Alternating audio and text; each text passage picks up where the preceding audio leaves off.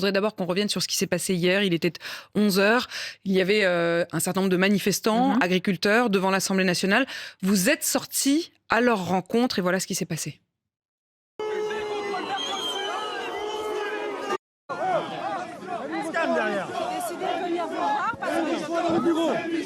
Merci de venir nous rencontrer. Je vous en prie, est-ce qu'on arrive à trouver un solution parce que c'est pas vrai. Oh, arrêtez, c'est pas possible ça. Désolé, là, franchement, C'est la vie? Oui, c'est la vie, je sais. Vous avez été hué, des cris de démission. Vous avez même pris, semble-t-il, un projectile, peut-être même un crachat. Non, une poignée de neige. Une poignée de C'est pas bien neige. grave. Vous avez le sourire ce matin ? Mais bien sûr, parce que vous savez, quand on fait de la politique, on ne peut pas avoir peur des gens qu'on représente. On ne peut pas avoir peur des Français et des citoyens. Donc les citoyens viennent manifester devant l'Assemblée nationale. C'est qu'ils ont des choses à dire à la représentation nationale. Il est normal que la présidente que je suis aille à leur rencontre et essaye de discuter avec eux. Même quand ils sont énervés, même quand ils sont en colère. Mais bien sûr, vous savez, moi, ça fait plusieurs années que je fais de la politique. J'ai vécu les manifestations lors de la réforme des retraites avec des casserolades. Les préfets me disaient n'y allez pas, annulez votre déplacement. Je ne l'ai jamais fait. J'ai toujours été à la rencontre des Français, à la rencontre des syndicalistes. C'est comme ça que je conçois la vie politique. On ne peut pas avoir peur du dialogue, de la confrontation, parfois désagréable. Mais c'est pas grave, c'est ainsi. Si on ne veut pas cette confrontation, on fait pas de politique, on fait autre chose. Donc pour vous, pas de regret d'y avoir été. Vous les avez ensuite reçus Tout à fait. posément dans votre bureau. Qu'est-ce qui s'est passé ? Qu'est-ce qui s'est dit ? Alors moi, j'ai reçu l'ensemble des organisations syndicales, les unes après les autres. C'est des organisations avec lesquelles je suis en contact régulièrement. Je vais aussi, quand je me déplace sur le territoire national, beaucoup à la rencontre de nos agriculteurs, dans des exploitations, etc. Donc c'est une préoccupation que j'ai depuis longtemps. Donc ce dialogue syndical, il faut l'avoir. Et après, il faut les écouter. Et c'est un peu, et c'est ça qui est un petit peu finalement perturbant, c'est que c'est toujours les mêmes revendications qui reviennent. Ils ont besoin de simplification, trop de normes, trop de complexité administrative. Ils ont des boulets aux pieds, ils estiment que la concurrence n'est pas loyale entre ceux qu'ils font et les autres producteurs à l'international. Ils doivent faire face à des crises sanitaires, crises climatiques, et ils ont le sentiment de ne pas être suffisamment armés. Pour autant, ils aiment leur métier. Nous aimons nos agriculteurs, nous aimons notre agriculture, c'est ce qui définit notre pays, on le sait tous, on y est très attachés. Les écouter, c'est bien. Et donc il faut engager un certain nombre d'actions, continuer parce que ça s'inscrit dans un certain nombre d'actions qu'on a déjà réalisées. Yael Braun-Pivet, vous dites, ce qui est terrible, c'est que c'est toujours les mêmes revendications. Oui. Parce que les choses n'ont pas changé. Alors elles ont changé, mais à chaque fois, on ne va pas assez loin et ça ne va pas assez vite. Je prends un exemple. Les questions de simplification, ça fait des mois que nos préfets ont travaillé avec les agriculteurs main dans la main pour simplifier les procédures. Mais il faut continuer. On n'est pas au bout du chemin. Et ils ont le sentiment que quand on remet une disposition, eh bien, on recomplexifie à nouveau et que c'est une espèce de va-et-vient qui s'installe. Et donc, il faut qu'on ait un cap clair de simplification. Et c'est ce que je crois a engagé le gouvernement actuellement. Sauf que l'une des revendications de ces agriculteurs, c'est le Mercosur. Journée décisive aujourd'hui à Bruxelles. Ouais. La France a annoncé qu'elle voterait non et ça ne changera rien. Bah écoutez, on est 27, c'est une union et donc il n'y a pas de droit de veto comme au Conseil de sécurité des Nations Unies et donc il fallait convaincre des partenaires.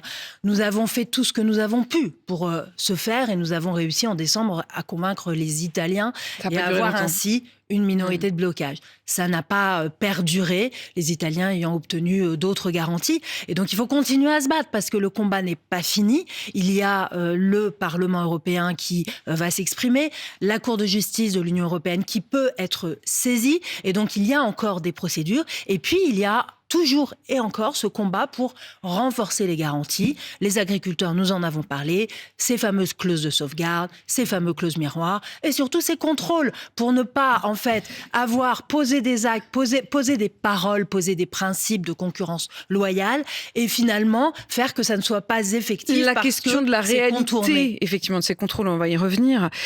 Mais vous n'êtes pas triste quand même de vous dire que hier on entendait par exemple la ministre de l'Agriculture sur notre antenne qui disait c'est un non puissant de la France. Mais c'est un nom puissant qui ne pèse plus rien. Alors, je ne suis pas d'accord, il ne pèse pas plus rien ce nom. Déjà, il a été exprimé très puissamment, et par le gouvernement, mais aussi par l'Assemblée nationale. L'Assemblée nationale, à travers plusieurs votes, donc de façon très transpartisane, a exprimé son opposition très ferme au Mercosur. Mais cette opposition, cette position de la France, elle a permis justement d'avoir ces clauses de sauvegarde, elle a permis justement d'avoir ces clauses miroirs, elle a permis justement de pouvoir renforcer les contrôles au niveau européen. Mais pas donc, suffisamment, ça n'est pas rien. puisque le Premier ministre lui-même dit que le compte n'y est pas. Mais c'est la raison pour laquelle nous nous y opposons, nous continuons, et c'est la raison pour laquelle nous continuons à mener le combat et nous allons être très constants en la matière. Il y a un mot très qui m'a puissants. frappé dans les paroles d'Annie Genevard. Elle dit c'est un symbole fort. Et moi, je vais vous dire, c'est ce qui m'a le plus désolée, c'est qu'au fond, nous ne sommes plus que symboliques. C'est pas vrai. C'est pas vrai, je suis pas d'accord. La France est attendue, la France a une parole forte, la France a une place importante en Europe. À nous, après, de mener les combats. Nous En sommes novembre dans un dernier, collectif. vous-même, présidente de l'Assemblée nationale, vous l'avez constaté, les députés français ont voté à la quasi-unanimité C'est ce que je vous contre ai le dit, tout à fait. Mercosur. Mais c'est ce qui permet au gouvernement aujourd'hui d'avoir une assise très démocratique pour pouvoir continuer à s'opposer à cet accord qui, aujourd'hui, ne nous satisfait pas pleinement. Le compte n'y est pas. Nous ne sommes pas contre les accords de libre-échange, mais pour autant, il faut continuer à nous battre pour préserver nos intérêts, préserver nos agriculteurs Vous ne vous dites pas et la notre France est faible. agriculture. Mais pas du tout. Si vous considérez que vous êtes faible, vous ne pouvez pas aller vous battre et vous vous battez avec les mains dans le dos. Nous pensons que la France est puissante, nous pensons que la voix de la France compte. À nous, hommes et femmes politiques, de la porter haut, mais nos agriculteurs, en cela, nous aident, parce que justement, ils nous montrent qu'ils se mobilisent de façon très unitaire pour défendre l'agriculture, et nous sommes aussi leur porte-parole, nous sommes leurs représentants. Vous soutenez cette mobilisation, et même si elle doit durer ? Mais je soutiens la mobilisation des agriculteurs et je souhaite aussi que nous puissions leur apporter des réponses. Tout n'est pas dans le Mercosur. Tout n'est pas dans le Mercosur, c'est ce que je vous disais au départ. Oui, vous parliez de la question de la simplification, la question de la concurrence déloyale qui n'est pas qu'avec des pays hors de l'Union européenne. Hein, c'est aussi nos propres voisins. C'est l'Espagne, c'est l'Allemagne qui ont des règles moins dures. C'est l'adaptation au changement climatique, les questions de l'eau, etc. Est-ce que nous, etc. la France, on ne s'est pas trompé Je crois pas. en étant trop zélés sur un certain nombre de normes, plus en tout cas que nos voisins? En tout cas, ce qui est sûr, c'est qu'il faut... On a créé cette distorsion. Parfois, on a créé à travers ce qu'on appelle des surtranspositions. Et donc, on a été peut-être un peu plus loin qu'on aurait dû. Et c'est la raison pour laquelle il faut absolument remettre un certain nombre de choses à plat pour créer les conditions d'exercice du métier d'agriculteur qui soient satisfaisantes. Et j'ai oublié quelque chose qui finalement est fondamental parce que c'est ce qui vient en premier dans la liste.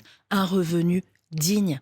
Un agriculteur, sa revendication aujourd'hui principale telle qu'elle a été exprimée encore hier dans mon bureau, c'est de pouvoir gagner dignement sa vie et sa vie produire. De son métier, pouvoir produire en ayant une stabilité financière qui lui permette de regarder l'avenir avec sérénité, de pouvoir nourrir sa famille, ses enfants, ça et de pouvoir se projeter. Ça a des conséquences aussi en termes de bras de fer politique. Alors du côté de Marine Le Pen, elle demande à ce que l'on brandisse la menace d'une suspension de la contribution de la France au budget de l'Union européenne. Est-ce qu'il faut qu'on rentre dans ce bras de fer ? Je crois que ce n'est pas la bonne méthode parce que de l'autre côté, nous avons aussi la politique agricole commune, la fameuse PAC, dont la France est un des principaux bénéficiaires. Donc c'est pour ça qu'il faut continuer à discuter, mais il ne faut pas rentrer dans cette radicalité-là. Je pense qu'elle serait parfaitement contre-productive. Les Républicains, par la voix de Bruno Retailleau, ont évoqué aussi la possibilité de censurer le gouvernement sur la question du Mercosur.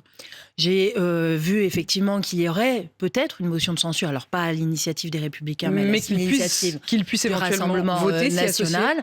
On verra quand elle sera déposée. À l'heure où je vous parle, elle n'est pas déposée. On verra aussi quels sont les arguments et comment cela est posé. Et puis le débat aura lieu. Si elle est déposée rapidement, le débat aura lieu la semaine prochaine à l'Assemblée nationale. La méthode des agriculteurs, vous avez dit que vous souteniez la mobilisation. On voit sur des images en direct, pour ceux qui nous regardent sur BFM TV, je les commente pour RMC, ce sont des agriculteurs sur le périphérique.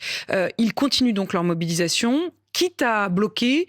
Est-ce que cet aspect-là, est-ce que la méthode vous la soutenez? Non, je soutiens pas les blocages, je soutiens pas l'entrave à la liberté d'aller et venir des Français, je soutiens pas les dégradations. J'ai des parlementaires qui encore hier ont vu leur permanence dégradée. Donc je ne soutiens pas ces actions qui visent à entraver les Français dans leur Vous leur liberté. demandez de rentrer chez eux? Donc moi je souhaite qu'on arrive à avoir ce dialogue. Ce qui est important, c'est qu'on discute et qu'on arrive. Ils savent que nous sommes à leur côté, donc il faut qu'on avance main dans la main pour pouvoir gagner ce combat ensemble. Je le précise, ces opérations escargots, donc des tracteurs, des agriculteurs, ça se passe sur le périphérique parisien en ce moment même et on continue à vous informer sur BFM TV et RMC.